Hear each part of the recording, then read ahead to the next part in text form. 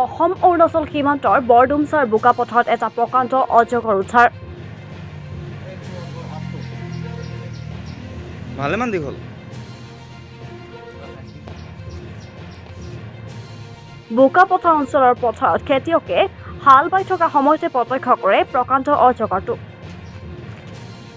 অজগৰটো উদ্ধাৰ কৰি বোকাপথাৰ মোহন মৰাণৰ ঘৰলৈ অনাৰ পাছতেই বন বিভাগক খবৰ দিয়ে স্থানীয় লোকে।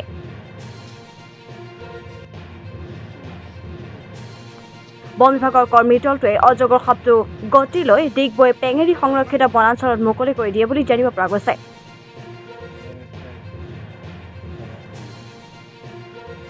আমি যে বোকাপথাৰ ৰঞ্জন মৰাণে খবৰ দিছিলে, অফিচত খবৰ দিছিলে আমাৰ ৰেঞ্জ অফিচত যে সাপটো পথাৰত হল বাই থাকোঁতে সাপটো ওলালে।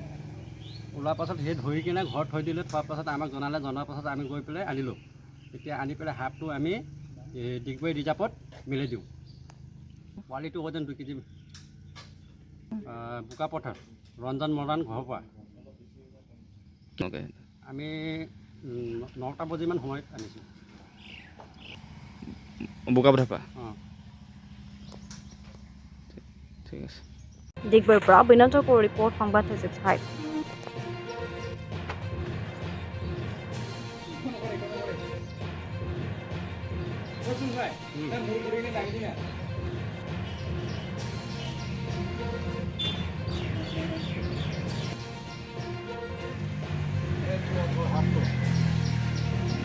ভালেমান দীঘল।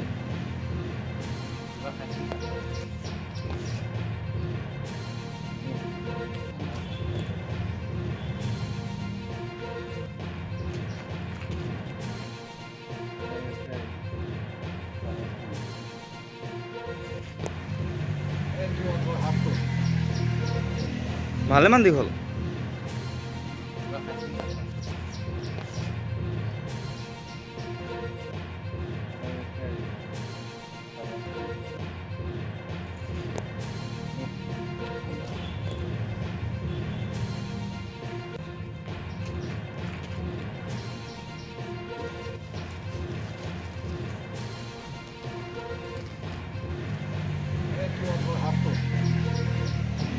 ভালেমান দীঘল।